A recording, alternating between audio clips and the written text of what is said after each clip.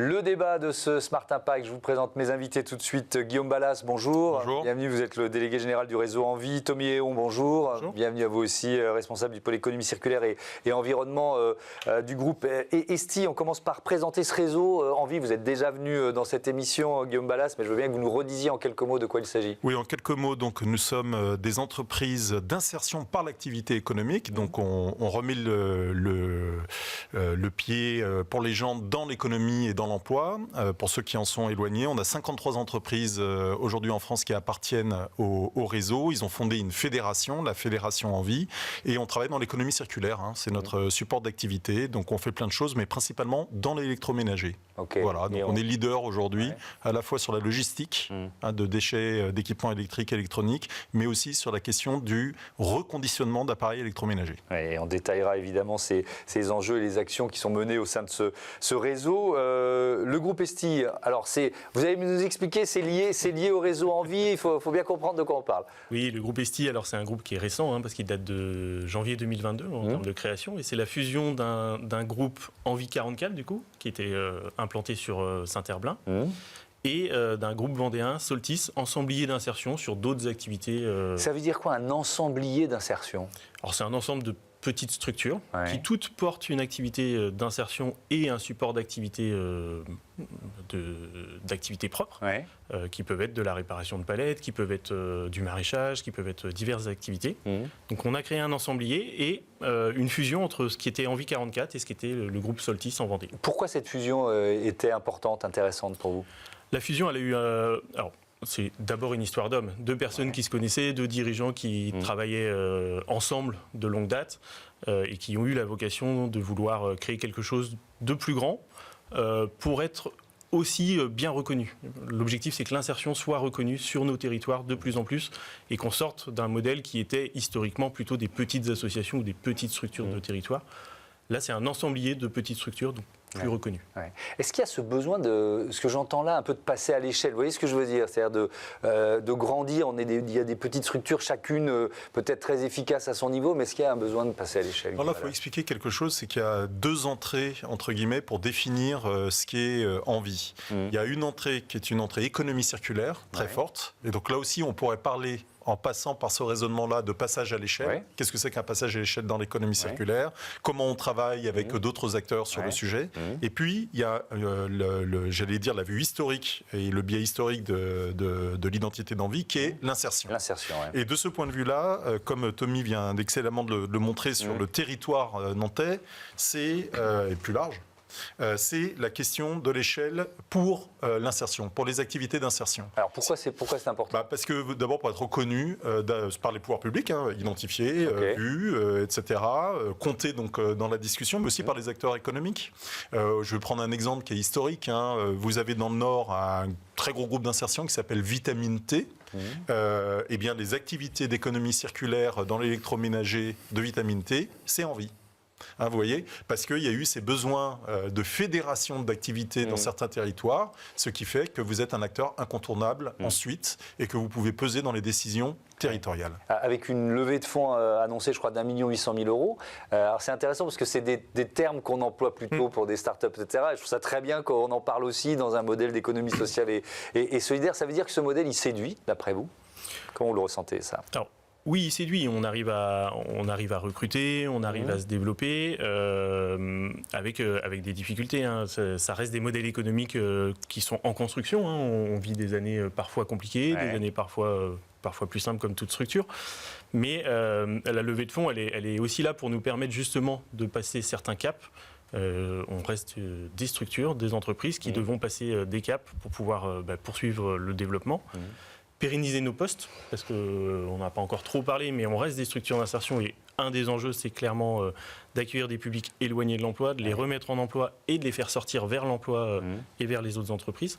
Donc cette levée de fonds, elle nous permet de De sanctuariser nos activités, Ouais. tout simplement. Alors justement, on va détailler un peu ces deux pivots, ces deux leviers, à la fois le côté insertion et puis le côté économie circulaire. On terminera par là. Sur l'insertion, on l'a déjà dit, mais je veux bien qu'on fasse un peu de pédagogie. Qu'est-ce que ça veut dire éloigner de l'emploi?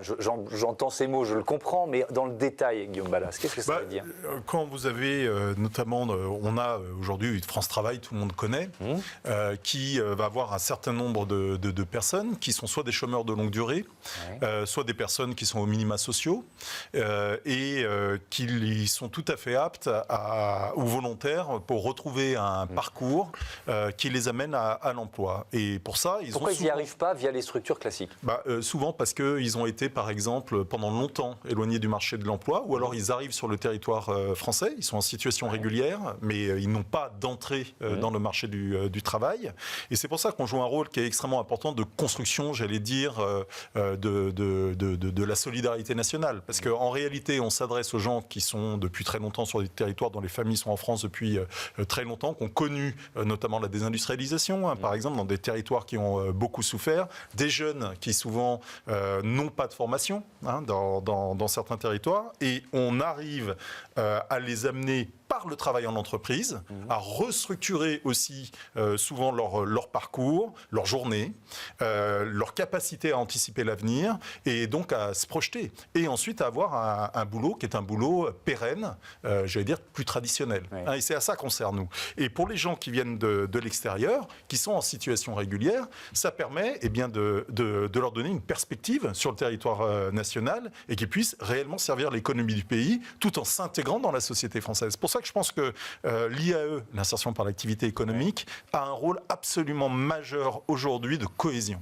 C'est ça qui est fondamental. Un rôle de cohésion, peut-être aussi, on peut parler des bénéfices pour l'économie française, c'est-à-dire quelqu'un qui va retrouver un emploi, qui va de nouveau cotiser, etc., consommer, etc., etc. Tommy, vous voyez, si on s'appuie sur des parcours de vie des femmes et des hommes que vous accompagnez.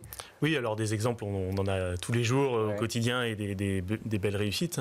Mais effectivement, on remet des personnes qui sont donc en situation d'exclusion, de chômage pour la majorité, voire de bénéficiaires du RSA, en emploi avec un salaire. On est dans le code du travail.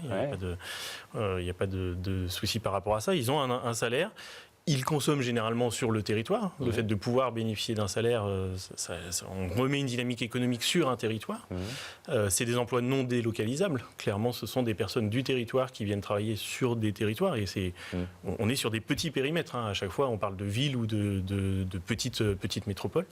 Et in fine, grâce au parcours, à la reprise de confiance en soi, à l'apprentissage, au travail qui est fait à côté, parce qu'on a de l'accompagnement, on a des taux de sortie vers l'emploi, vers la formation, qui sont intéressants. C'était la question que j'allais vous poser. Est-ce que votre job, c'est de ne pas de faire en sorte qu'ils vous quittent? Alors si, c'est un peu schizophrénique en tant qu'employeur, on recrute pour qu'ils s'en aillent. Et on forme, et nos encadrants, en fait, ce sont avant tout des formateurs. On forme des gens à un emploi technique, parce que quand on parle d'envie, on parle de réparer des machines à laver. Personne, dans les salariés qu'on recrute, personne n'a jamais démonté une machine à laver avant. Donc on les forme à ça, à la réparer, et ensuite à sortir vers un emploi pérenne. Ça prend combien de temps? Ça dépend des gens, j'imagine, mais ça dépend des parcours, des vies cassées ou pas, etc. etc. quoi. Il y a une règle légale, c'est 24 mois maximum. D'accord. Donc c'est court, parce qu'il y a des problématiques sociales à régler, il y a des problématiques diverses qu'on doit régler, plus l'apprentissage du métier. Donc c'est très court, et on est, nous, sur des temps moyens de parcours plutôt autour de 13-14 mois. Et des taux de sortie, on arrive à envoyer vers l'emploi ou vers la formation 60-70% des personnes qui rentrent chez nous. Et alors sur le pilier économie circulaire, Guillaume Balas, on va parler de l'électroménager beaucoup là, mais le reconditionner, quelle place il prend? Est-ce qu'il gagne du terrain là, si on regarde sur 4-5 ans par exemple? Oui, ça il a pris énormément de terrain sur 4-5 ans, ça c'est une évidence, mais on peut penser qu'on est encore un peu en dessous. Moi j'aimerais faire le lien avec la situation géopolitique géopolitique telle qu'elle est, on va avoir aujourd'hui, on n'a pas beaucoup de matière en France. Donc il va falloir conserver cette matière. Oui, on est bien d'accord. Et une des manières de conserver cette matière, c'est évidemment de faire en sorte de réparer, de reconditionner les appareils que nous avons chez nous et de les réutiliser.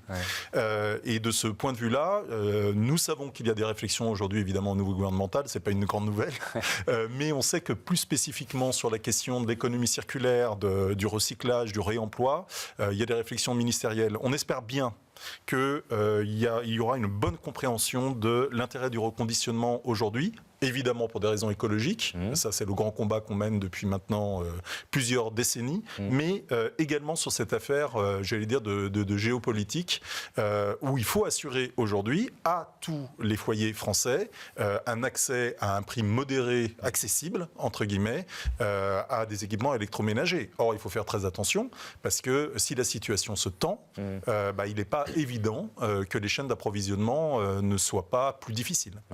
Est-ce que les grandes marques vous suivent ?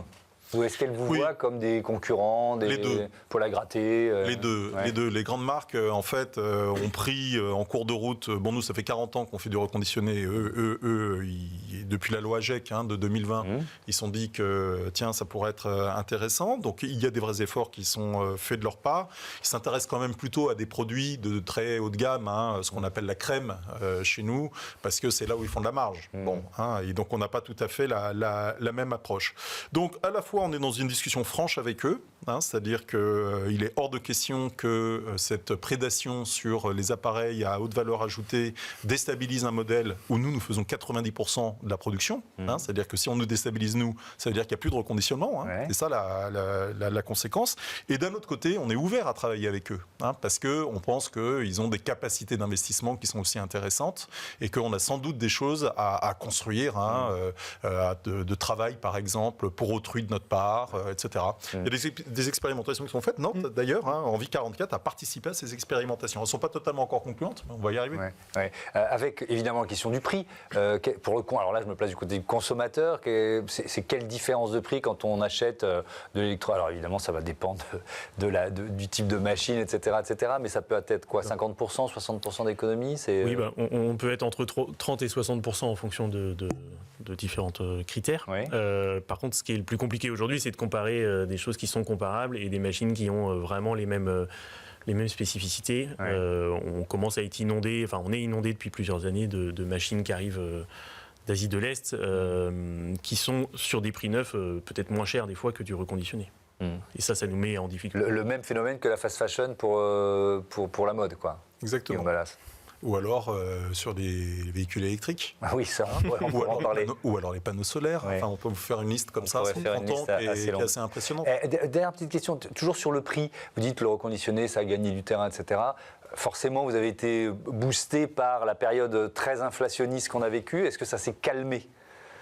Je ne sais pas si on a été boosté par la période inflationniste. Je pense qu'on a eu surtout un beau moment au moment du Covid et dans le post-Covid, parce que les gens ont beaucoup rééquipé en fait leur maison, ils avaient le temps. Oui, c'est vrai. Et ensuite, la période inflationniste, finalement, a démontré qu'il n'y avait pas encore dans la tête des gens que le reconditionné pouvait être un refuge face au prix cher. Ah, il n'y a pas eu ce réflexe ? Pas vraiment. Il y a eu une assimilation de l'ensemble de l'électroménager en disant là, je ne vais pas me rééquiper. C'est pas le moment de le faire. C'est pas le moment de le faire. Or, et ça, c'est vraiment le message qu'on lance. Non, justement, nous, le reconditionné, quand c'est un petit peu dur, on est à 30 à 60% en dessous du prix du neuf. Donc, c'est le moment d'aller vers nous. Merci beaucoup à tous les deux et à bientôt sur Be Smart for Change. On passe tout de suite à notre rubrique Prêt pour l'impact. On va continuer de parler d'économie sociale et solidaire.